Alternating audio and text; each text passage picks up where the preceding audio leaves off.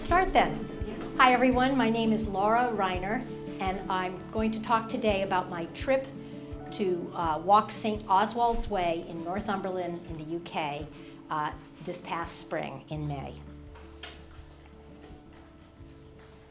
So for those of you who may not be familiar with it, the UK has something like 100 long-distance trails. Some are national and some are local. This is the 7th walk that I've done with my friend Susan. We started on the Ridgeway in the south in 2011, and then we also have done the Cleveland Way, Hadrian's Wall next, then the Cleveland Way, Cotswolds Way, the Dales Way, Yorkshire Wolds Way, and most recently the light green one, St. Oswald's Way. And these all run anywhere from 80 to 110 miles in length. And we do not do them quickly, but we do them. So just to situate you, in England, Northumberland is the northernmost county. Above it, or slightly next to it, is Scotland. And we started where that point is on the right, on the east coast. This is a specific map of the path itself. St. Oswald's Way starts offshore on Holy Island, Lindisfarne, and you walk across the sands to the mainland and continue your journey on land.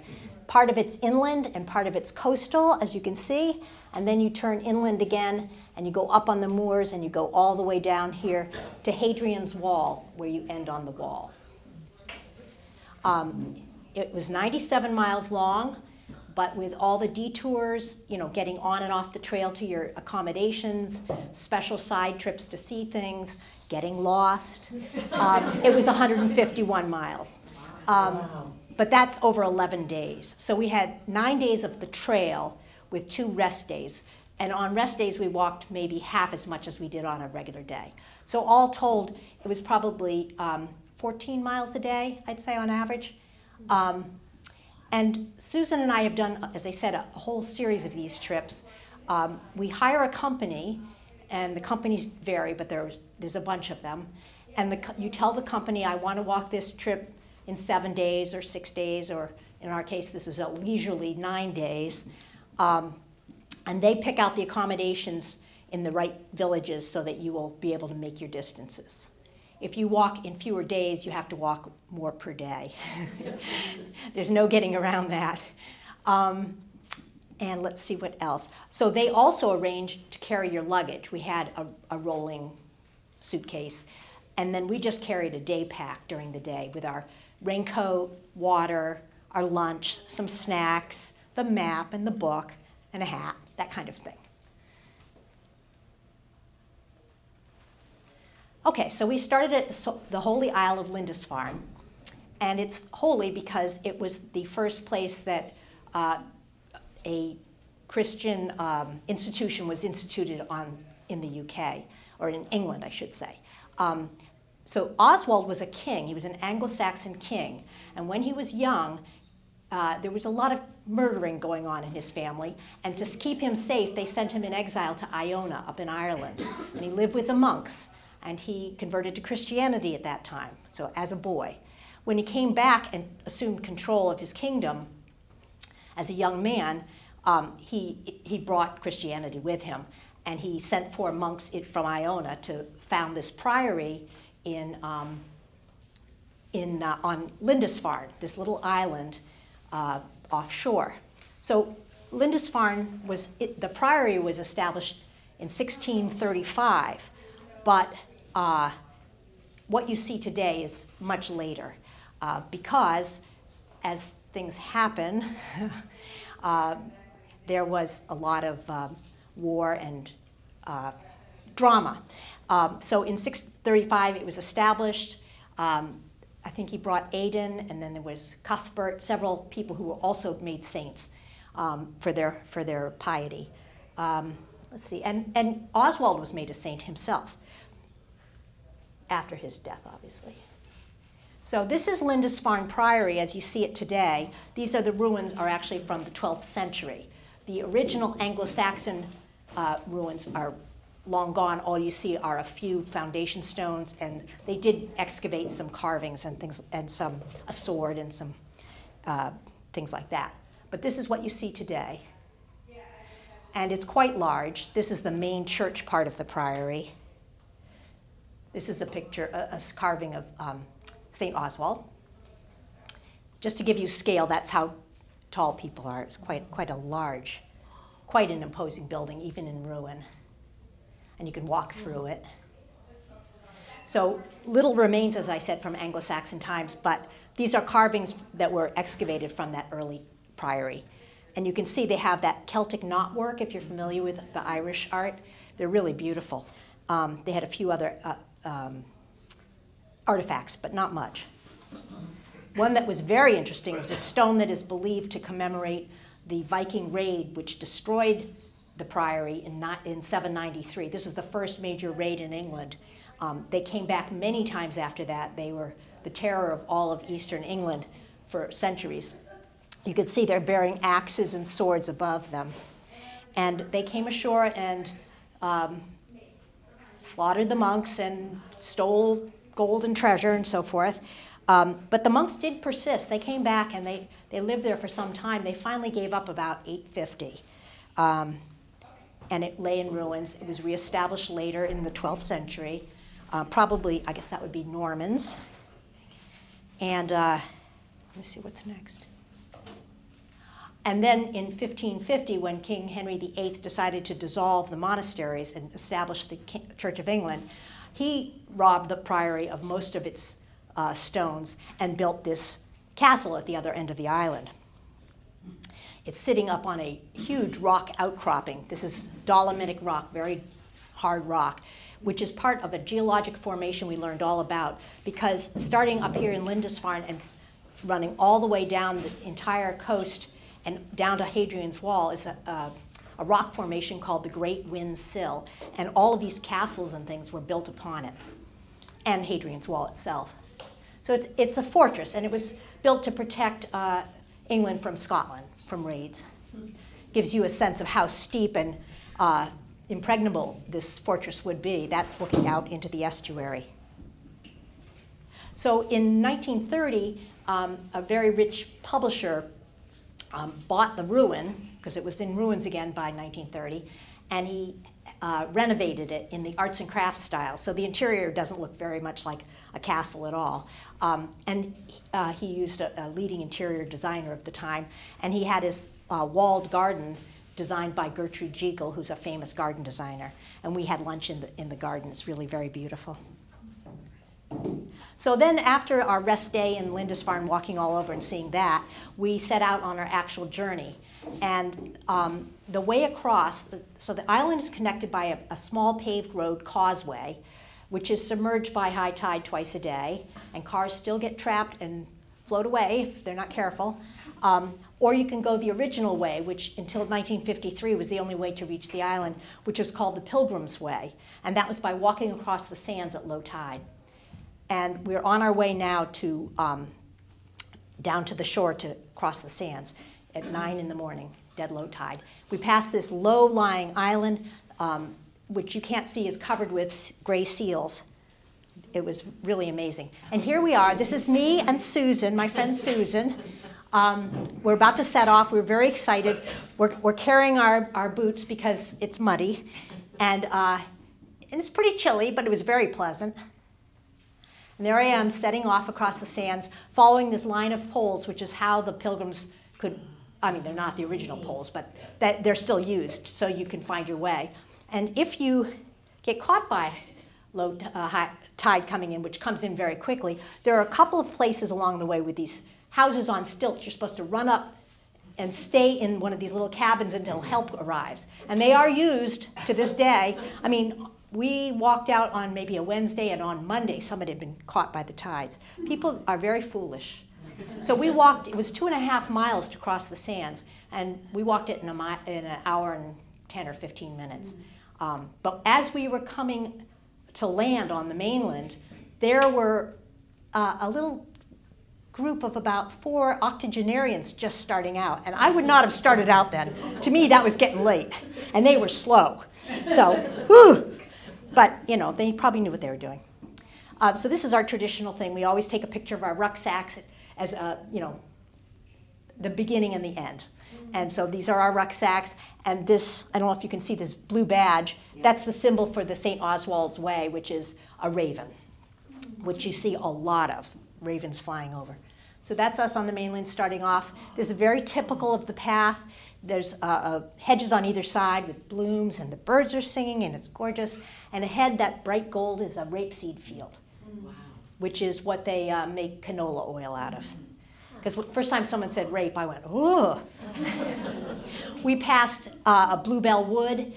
England has the majority of the bluebells that grow in Europe, which are beautiful. This doesn't even depict how blue it is. It's just astonishingly beautiful. Similar, typical terrain as you're walking through the fields. And then we came to a wooded area. There was quite a bit of storm damage from a terrible windstorm they had 2 years ago, and they're still logging much of the area to remove the downed trees. So we had to divert from the trail on several occasions because of these logging operations. But we're headed off course, and that is gorse in the background. This is particularly tall gorse. Susan's there for scale. That's what gorse looks like. And in the warm sun, it smells like coconut oil. So you think you're at the beach. It's covered with bees, too. It's really beautiful. Heavenly. So as we were diverted through the woods around from our main trail, we came to a pilgrimage site, St. Cuthbert's Cave. So Cuthbert was one of the saints or the bishops that ran that priory. But his true love was, he was very pious, and he wanted to be alone and be a hermit. So at various points in his life, he left the priory and lived in this cave and, you know, was devout. This is part of the Great Wind Sill that I talked about. Enormous rocks. You can see how small a human being is relative to it. And this is very typical of the beauty of the path as you're going along. The wildflowers, the hawthorn is in bloom. That smells heavenly too, like honey. Okay, let's see if I can do this. This is my attempt at a file of birds.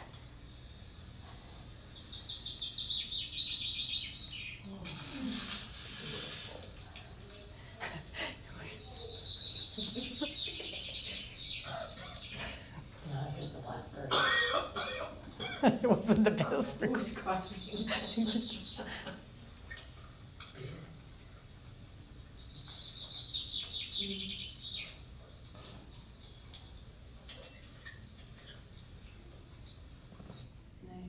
So we were, let's see if I can go back. How do I get back? There we go. So we continued on. We eventually reached the coast again after this long diversion inland, and we're admiring the view. It's very beautiful. We walked near the ocean for many days. Another view. So as we came along the path, we came to, you can see a site in the distance of our second castle, Bamborough Castle. And this is from the 11th century. I have some notes. It was first built by an Anglo-Saxon king in 547, but eventually became King Oswald's base. So while just up the coast there was Lindisfarne with the monks, this was his base of operations. And he unified several kingdoms in his lifetime, and he controlled much of eastern England. He was the single most powerful Anglo-Saxon king of his time. This was also destroyed by Vikings and fell into disuse and was rebuilt by Normans in 1070, and that's pretty much what you see now. And then, again, wars, fell into disuse, bought and restored in the late 19th century by William Armstrong, a wealthy industrialist and inventor. And he was an arms dealer, but he invented so many military inventions as well as industrial applications. Fascinating man. They had a whole display about it. It's still owned by his descendants, and it's quite interesting. And they live there. So you're touring it, but there's private apartments that they live in. And this just gives you a sense of how massive the construction of the walls and fortifications were.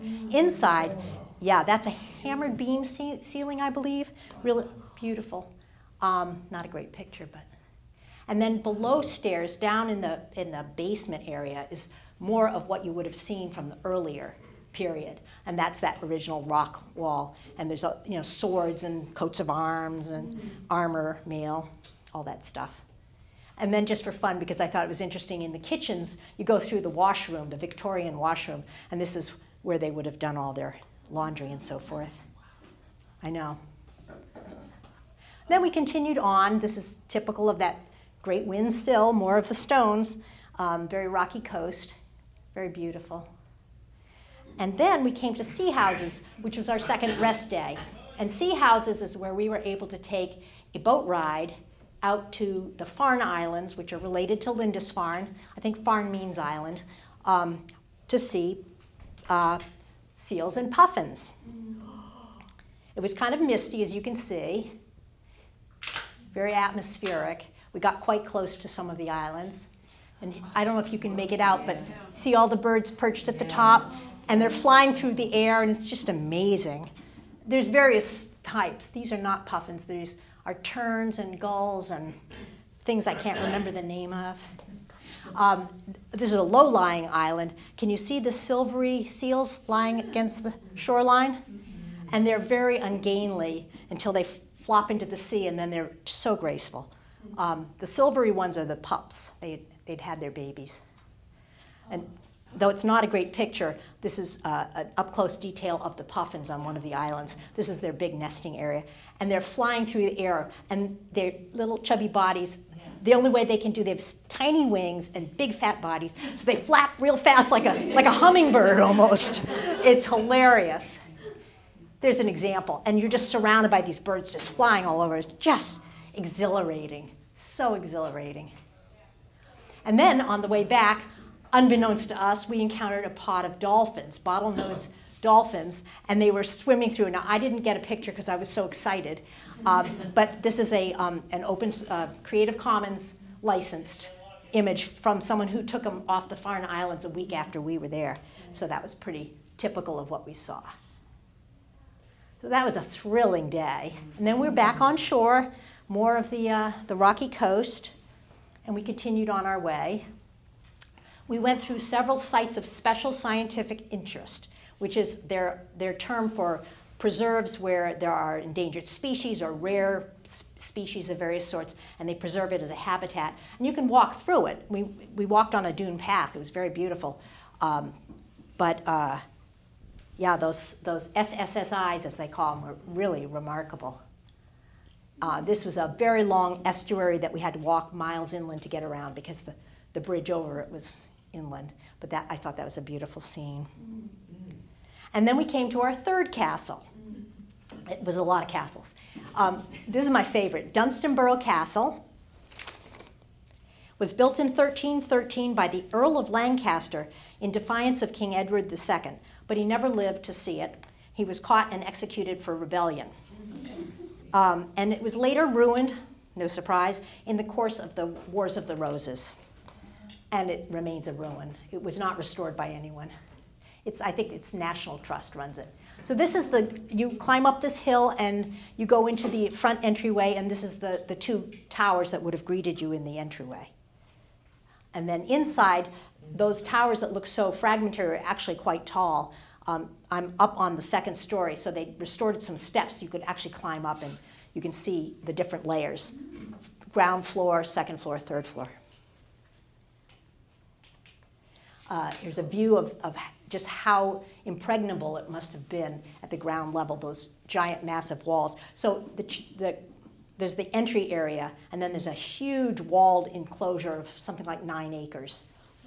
And there's fragments of different things left, but not much. It was pretty much just that entry tower.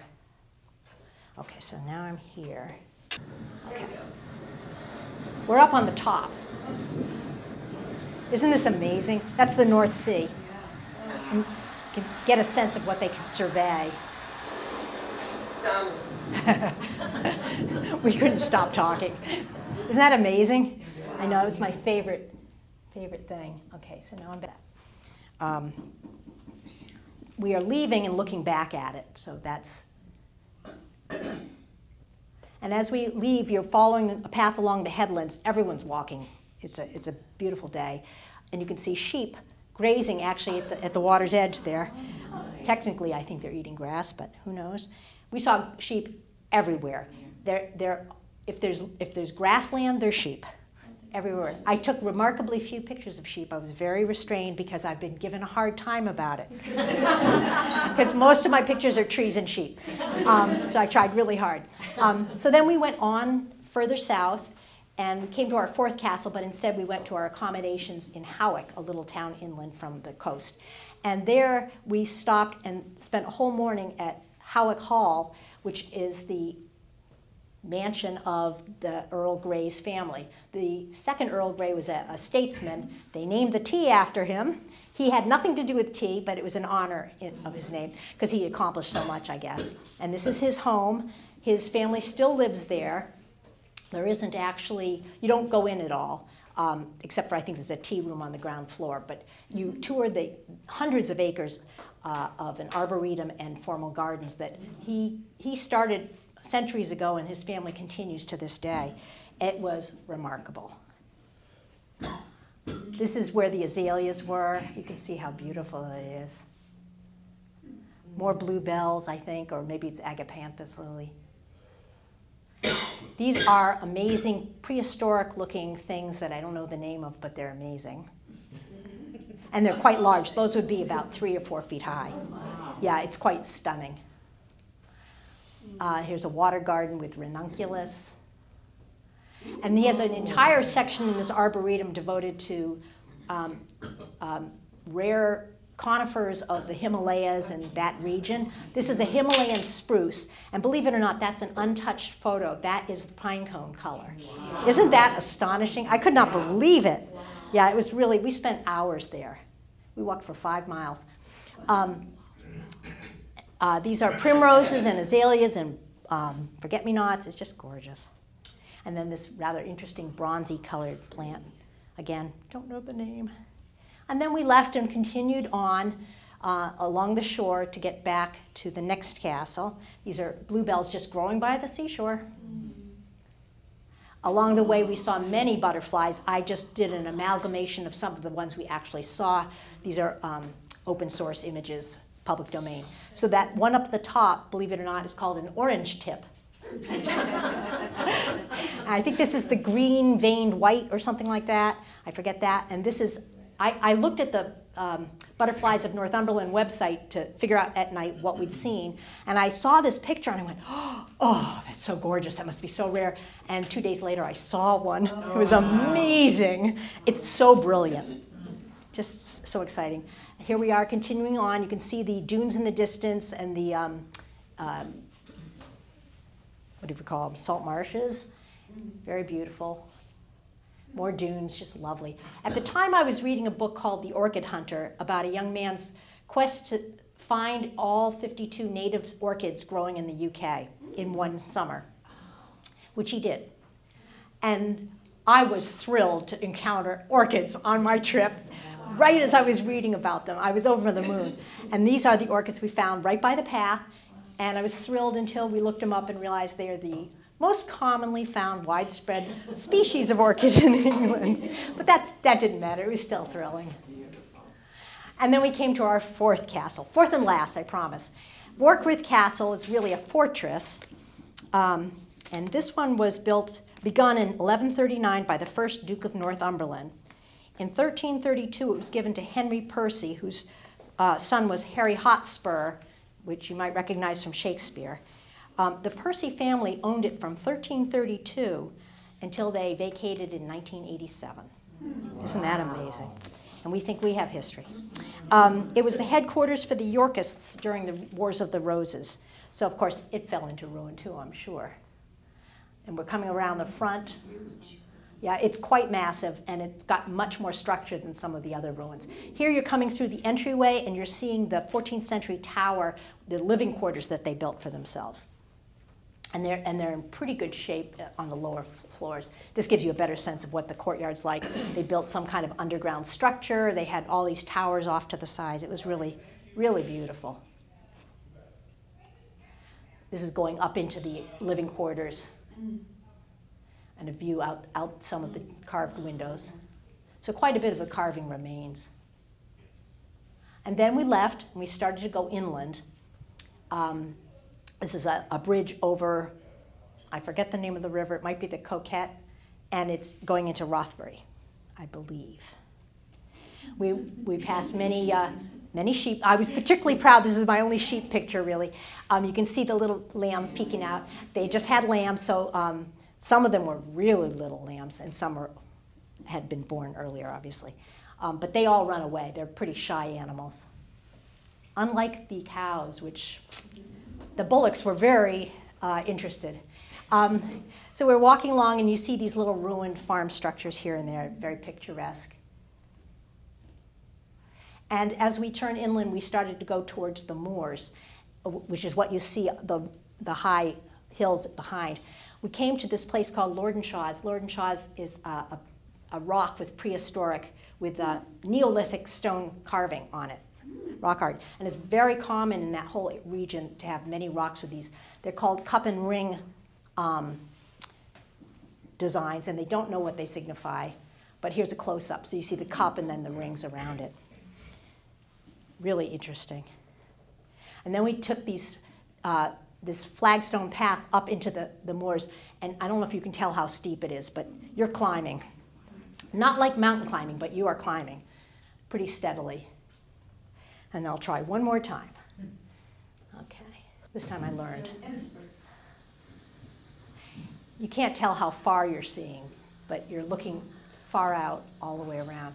And all this dirty brown area would be purple in the fall. We've never seen it in bloom because we always go in spring. But it was pretty, now I go back to, that's my last attempt at audio visuals. Along the way in the moorland, you see many interesting wildflowers. I just took a few pictures. This weird cotton grass, you can see it up in New Hampshire, Mount Washington, places like that too. It's little tufts of grass with these little cotton balls growing off them. Really cool. And more ruined, fascinating farm buildings along the way. A beautiful retired donkey who was very friendly. More sheep. This is not the picture that I wanted to show because we got lost a couple times in fields and we shouldn't have been in because the signage wasn't the best. And we were trying to find the exit, and this herd of bullocks was in the field, and they were really interested in us. So you'd be walking along the fence trying to find a gate, a stile to step over, and you'd hear this gentle thundering behind you, and you'd turn, and there would be 15 young, big cows looking at you, and then they go like this. And then you go, back off, and they go. It was very funny. And then you turn and go more, and you'd hear the thundering, and they'd be coming again. It was like 1, 2, 3, red light. It was so funny. Anyway, we had no damage, but it was very exciting. And we continued onward, and now we're headed into, we're coming to Hadrian's Wall. And let's see, I think there's just a few more pictures. St. Oswald's Farm was a place we stopped on Hadrian's Wall 8 years ago, and we had a fantastic food. And it was then we learned about St. Oswald's Way, the walk, and decided, well, someday we're going to do it. So we took a picture because it signified so much. And then we came to the wall. Wow. And the irony is, this section of Hadrian's Wall doesn't have any wall. It was robbed away over the centuries because villagers, it's been a couple thousand years, they borrow it to build their barns and their fences and their houses. But somebody in the 18th century stopped some people from robbing it all the way away and left a little fragment so you get a sense of what it might have looked like. In fact, the original wall would have been close to 20 feet high and wide enough for 2 soldiers to patrol, so 6 or 8 feet wide. It's a massive, massive thing. And this is just this is like 4 feet tall or something. But there's our official ending photograph. That was it.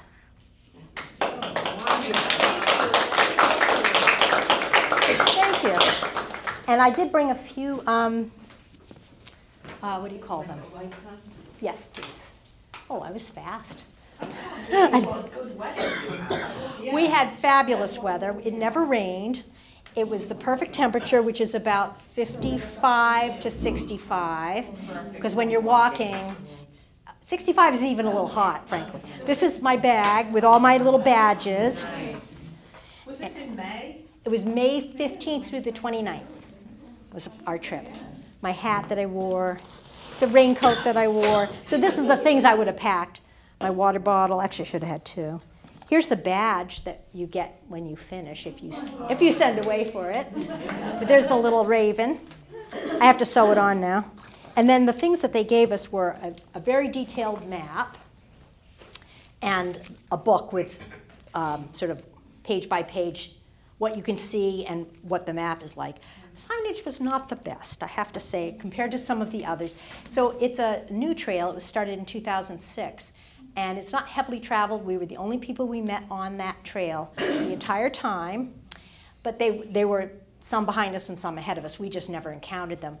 We met a lot of people on St. Cuthbert's Way, which was a shorter trail that went by that cave that I showed you, and ends at Lindisfarne also. So they get the 60-mile trail, and it's more doable. And we actually met some actual pilgrims, which I didn't expect, because I don't think of England is a place you go for pilgrimages, but I guess you do. So that if you want to come look at the map or things like that, I think that was all I had in the way of souvenirs from the trip to show you. But I'm happy to take questions if you have any. Well, was Oswald a benevolent king? I believe he was beloved. Yeah, I think he was. But it was a rough time. I mean, there's a lot of warring. The reason he was sent to Iona is because another king murdered his father and then his brother. And so they saw the writing on the wall and sent him away for his protection. There's a lot of raiding and, infighting, I think you'd say. I didn't talk about training, but I had to train, as a lot of you know from senior fitness. I started in late March taking walks and building up my stamina, because in late March I was pretty flabby, and I did a 3-mile walk and I had to take a nap. It was really bad. And I had to leave May 15th or whatever it was, able to walk at least 10 miles a day without a nap, and then the next day do the same or better. So yeah, it took a long time. How were your accommodations? Excellent. There was only one that I would say was iffy. First of all, you sleep like a log and you eat like a horse. I mean, it's great. Everything tastes delicious. The food is excellent, actually. But even if it weren't, you're so hungry. It's great. Did you get bed breakfast on evening meal? You had to get your own dinner. Okay. But we had to book them in advance. You had to book everything in advance. Since COVID, they have to be able to plan for enough food to serve people, and they have enough chairs. It's like a seating. In a small village, everyone goes to the same place to eat. So if you haven't made a reservation, you might not get dinner. Some of them are pubs, some of them were fancier restaurants, depending on the size of the place. Fantastic Indian food. Susan is vegetarian, and I'm close to vegetarian. I eat a lot of fish, but the vegetarian offerings are fantastic. They've come a long way. Yeah. Better than America, I have to say. And yeah, it was just great. A lot of really good seafood, as you can imagine, being on the coast.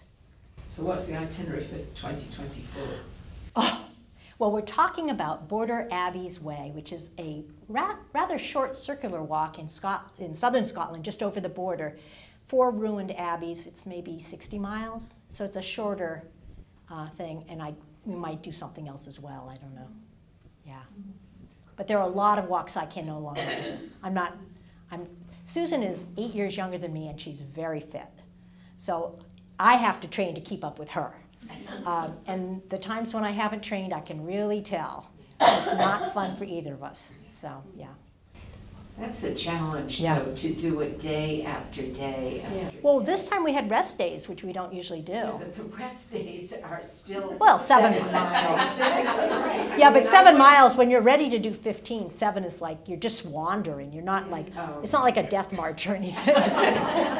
You know, you're seeing a castle, you're wandering in the woods, you're getting lost, whatever. No, I think my longest day was probably 16 or 17 miles. But I've done worse. Cleveland Way was my hardest trip, and that one day we did 23 miles. And it was 74 degrees out. It was so hot. That was murder. But yeah, it's pretty wonderful. So did you lose weight having had that kind of a I can schedule? tell you it's amazing. It doesn't last, but it's great. So for 10 days, you eat anything you want, Yeah. you lose weight, you gain muscle, you come home, and you weigh less than when you left, but you're fitter, and then within a week, 2 weeks, you return to flab right Maybe away. 3. You return to flab very quickly. It's sad. Yeah. Do you have a favorite of all the walks you've done so far? Well, I used to say Hadrian's Wall, but it might be this one now. Yeah. Hadrian's Wall was incredible. I was also super fit, the fittest I've ever been. And that was amazing because there's so much history, varied scenery. It was just glorious. And Hadrian's Wall, the ends have no wall to speak of, but in the middle there's 3 days with the crags, which is a steep up and down kind of thing. And I actually enjoyed it because I could do it. I mean, I was pretty fit.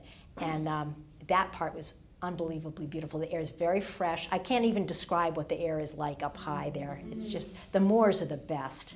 Just so beautiful. And we saw a red grouse. That was very exciting. And we kind of spooked it, and it went, you know, they're kind of like, not pheasants. Yeah, wild turkey. It goes, blah, blah, blah, blah. It was very exciting. Yeah. How long have you been doing these walks, and what got you started? We started in 2011, and we walked the Ridgeway, which is in the south. We've done a couple in the south, but we mostly do the north.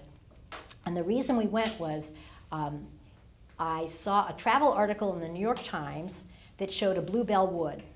And the bluebell wood is that carpet of blue. And I said, I'm going there. And it was a talk about how these two guys they walked the Ridgeway in like 4 days or something. We did not. And I was hooked. It was so beautiful. And that was a really great walk, too, because that's they have a chalk ridge. So it's a walk along a ridge for 100 and some miles, 120 miles, something like that. That goes back to prehistoric times. It's been in continuous use. Farmers still use it to get to their crops and their herds. But it was, the archaeology on that trip was amazing. That was a really good one. I'd like to re-walk that one, actually. Yeah. Any dangers? Well, I had a couple of little incidents on this trip. But it's a very safe walk. I mean, you No mean snakes or... we saw asps on Cleveland Way, but we walked around them because it was a big path and we just walked around them. But no dangers from either humans or animals. It's quite tame. I mean, most of it is farmland, to be honest. I mean, the biggest danger we had was there was a bull in a field one time, and we just waited till he left the gate so we could get through. No, I had a little incident where I fell in a ditch. That was the only danger. I was trying to leap the ditch in the wrong kind of footwear, and I slipped and fell in the drainage ditch. So that wasn't too much fun. But yeah, generally it's very, very safe. And the footing is so much easier than here because for the most part, you know how we have rocks and tree roots on all the paths in the woods? They don't tend to. They have very well maintained paths, and they're very cleared, I would say. So the chances of tripping and falling on rocks or roots is less. Yeah. Yes? How did you do all your historical research? Did you do that, or? That I did just this past week because I couldn't retain any of that. But I mean, some of it you're reading plaques and things while you're going. But I don't read ahead. I like to be surprised, and it was great. Susan does all the research because she likes to know about things, but I like to be surprised. Yes. Did you fly out of Boston, and how long did it take you to get there? Yes, we flew out of Boston. We did Boston to Dublin and then a hop over to Edinburgh. That was the most direct flight that we could do. And we were closer to Scotland, so instead of going to London, which we usually do, we went to Edinburgh. But it still takes you a whole day to get to the start of the walk. So you take a tram, and then you take a train, and then you take a bus, and then you take a cab, and then you get to the island. Yeah. We do a lot of public. Yeah, it's very tiring, and you're jet lagged because we get in the morning, and then we just travel the whole day. So yeah, it was pretty nice. And then you sleep really well that first night, and then you're fine. Yeah. So is all of that travel arranged by the company? No, arranged by Susan. Yeah, they do the actual transport on the trail, that carrying your luggage. And in a couple places, the place you have to stay is off the trail, too far away because of the way villages. There's no nearby village, you're too remote. And so you go to a crossroads and you make a call, and the cab comes and gets you and brings you to your accommodations that night and then back to the trail. And this is done very commonly by walkers. So a lot of the cabs they're very used to doing that. So I think we had to do that twice. Like when you're up on the moors, there's no villages. Yeah. You have to stop somewhere and get someone to come get you. Yeah, it was pretty nice. What kind of camera did you use? My phone. And it's not a really good phone. It's not an iPhone. It's a But it took really. Oh, well, thank you. I skipped all the ones that aren't so good. But I should tell you that I put my pictures up on Flickr. So I have all my trips up there, but there are hundreds of photos. This is just like 90 photos. But I took 500 and then carved it down to 350. And then I selected from that for this. So I left out all the beautiful wildflowers. I mean, there's so many gorgeous pictures. And all the trees and more sheep. Yeah.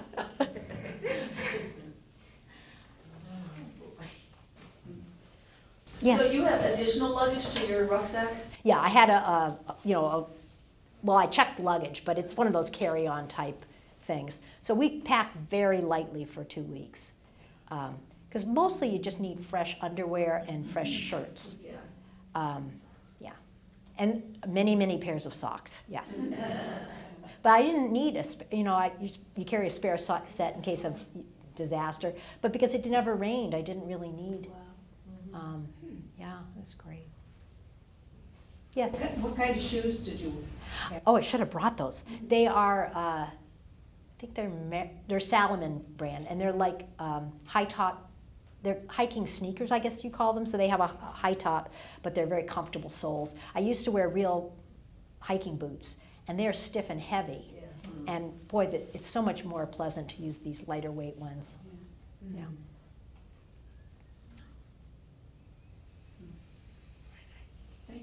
You're welcome.